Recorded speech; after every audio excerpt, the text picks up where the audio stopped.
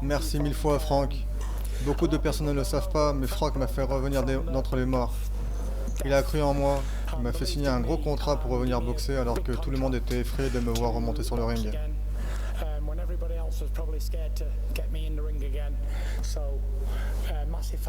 Merci beaucoup, Frank. Pas seulement pour cette fois, mais aussi pour les fois d'avant. Il y a eu les combats avec Joe Abel, Derek Chisora, Vladimir Klitschko. Il m'a fait revenir alors que j'étais à plus de 170 kilos. Il m'a fait revenir à Manchester. Il y avait plus de 20 000 personnes à la maison. C'était un retour inimaginable. Personne ne croyait au retour du défunt. From being a big old fat boy 6 months before to selling 20,000 tickets, and it really was the return of the Mac against Sefer. Nobody believed, did they, Frank? I did. And then when he announced that we're going to go to Belfast. Et quand nous avons annoncé que nous allions à Belfast et nous avons vendu 35 000 places au Windsor Park,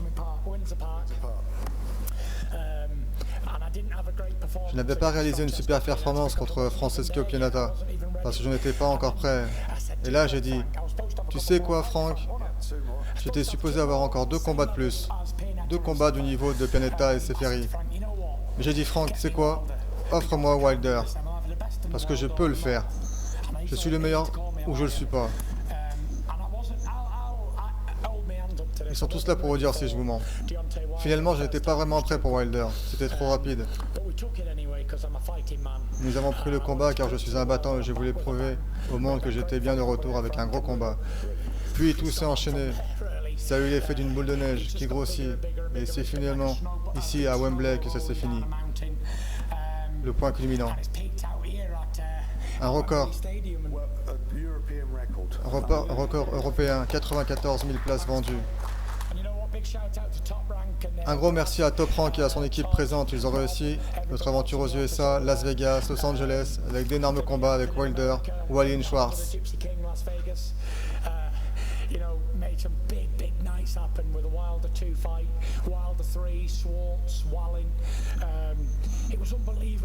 C'est incroyable de voir comment ils ont fait de moi une superstar. J'ai voyagé aux USA et j'ai conquéri l'Amérique. Et je suis revenu en Angleterre et j'ai été accueilli comme un héros.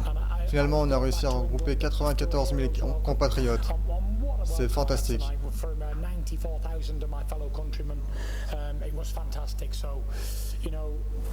Vous savez, j'étais ici à la conférence de presse il y a quelques semaines et c'est là que tout a commencé. J'ai vendu 94 000 billets à moi tout seul. Et je ne pense pas qu'un autre événement au monde ait réussi à vendre 94 000 places sans que l'adversaire soit présent à la conférence de presse. Alors oui, je me félicite pour ça.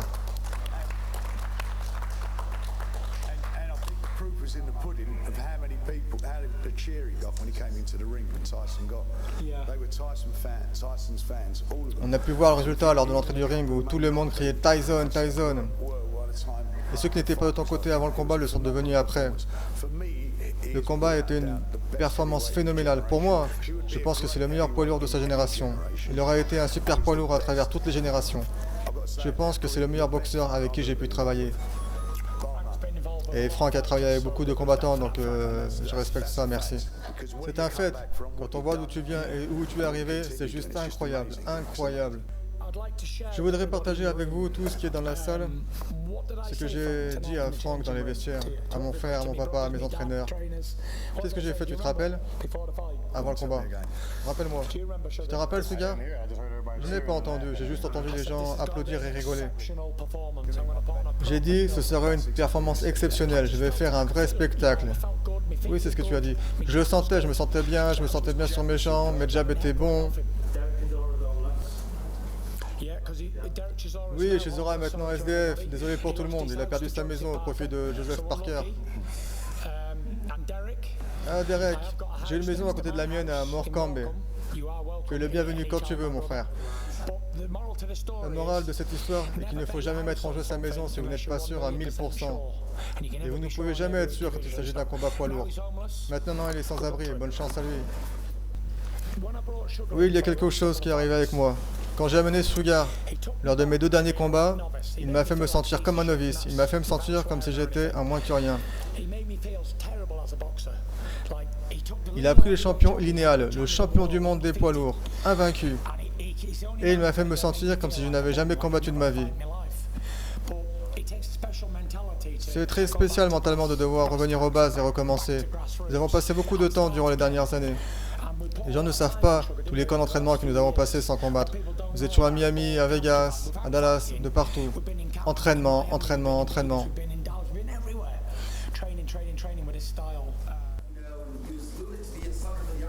Est-ce que vous saviez avant le combat que vous alliez le mettre KO sur un uppercut? Je ne voulais pas l'envoyer trop tôt. Il était préparé à bloquer mes droites. Alors j'ai commencé à le taper avec des coups au corps. Et ensuite j'ai fait un pas de côté et bam, belle pêche. C'était le moment de le faire. Je crois que c'était le round 5, round 6, round 6.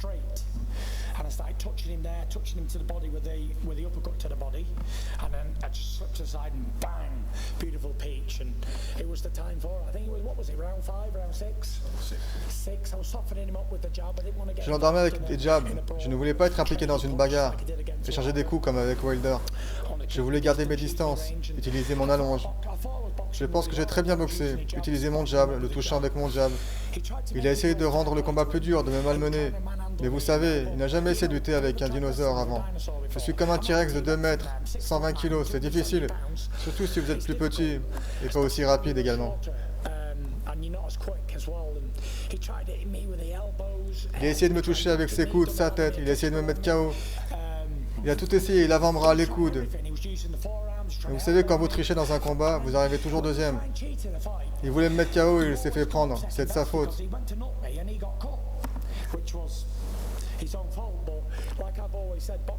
Mais comme j'ai toujours dit, la boxe c'est pas de la danse, c'est un sport de contact dont je ne me plains pas. Ian a fait ce qu'il avait à faire, il a été le challenger depuis 2 ou 3 ans.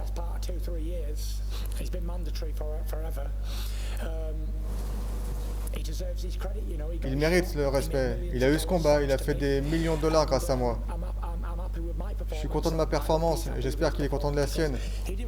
Car il n'a pas combattu un champion du monde ce soir. Je ne suis pas un champion du monde. Je suis une légende dans ce sport et vous ne pouvez plus le nier. Je suis le meilleur poids lourd de tous les temps.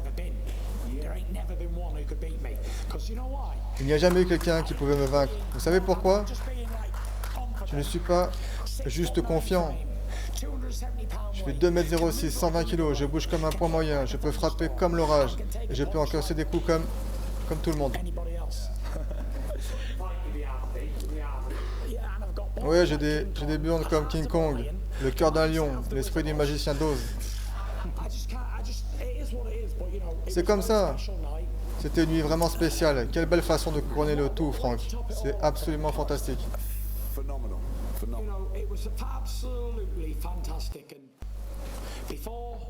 Laissez-moi vous dire ça. Avant que j'affronte Wilder pour la 3e fois, j'étais dans ma maison à Las Vegas et j'ai dit à ma femme, ce sera mon dernier combat bébé. Je ne veux plus faire cela. Et elle m'a dit, ok, je suis content, ce sera le dernier. Et après le combat, je lui ai dit dans la douche, c'est définitivement le dernier combat, c'est fini. J'étais heureux de cette décision. Puis j'ai eu un appel de Frank qui me disait que nous pouvions faire un combat à la maison à Wembley. Et là j'étais en contradiction. J'ai dit à ma femme, faisons ça une dernière fois. Je vais remettre les gants. C'était une décision difficile parce que j'étais content d'être à la retraite. J'avais l'habitude d'aller à la salle, voir Joe Parker et Tommy s'entraîner. Et je disais à Andy que j'étais content d'être à la retraite. Tu te rappelles Andy? Puis je suis revenu pour un gros combat à la maison. C'était incroyable, j'ai pu couronner le tout. C'était un vrai conte de fées. C'était encore mieux que ce que je pouvais rêver quand j'étais enfant ou adulte. Donc merci beaucoup à tous ceux qui ont aidé dans ma carrière, les promoteurs, les entraîneurs, managers, tous les journalistes, tous les diffuseurs TV, tout le monde, car tout le monde a joué un grand rôle dans la création du Gypsy King.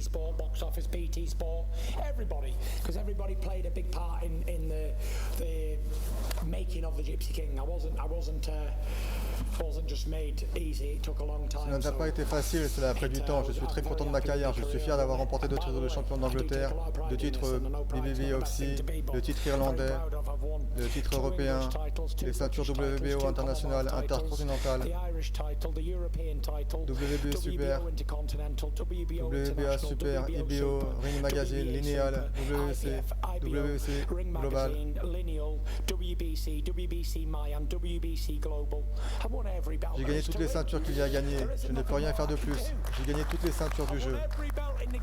Si c'était un jeu vidéo, il serait entièrement fini.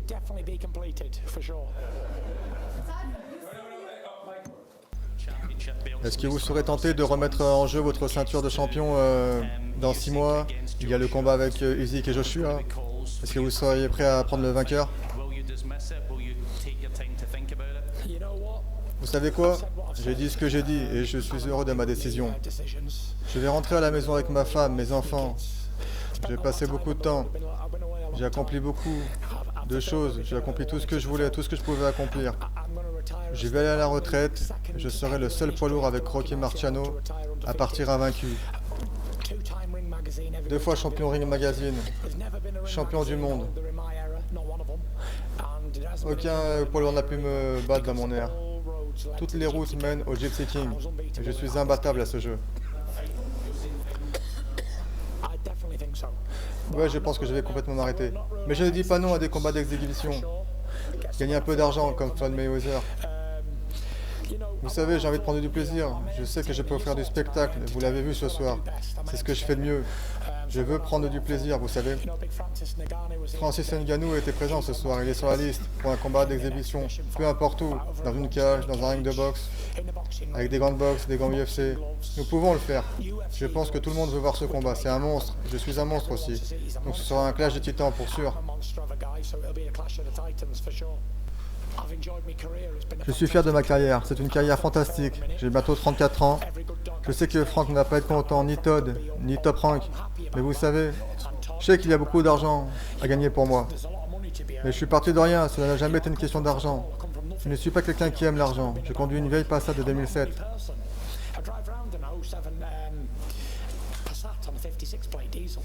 Je m'en fous, je me fous de ce que j'ai. Je connais beaucoup de gens qui ont de l'argent, beaucoup d'argent, mais aucun d'eux n'est heureux. Je sais que l'argent ne fait pas le bonheur. Il n'a même pas été une question de ceinture pour moi. Il ne s'agissait pas de légende non plus.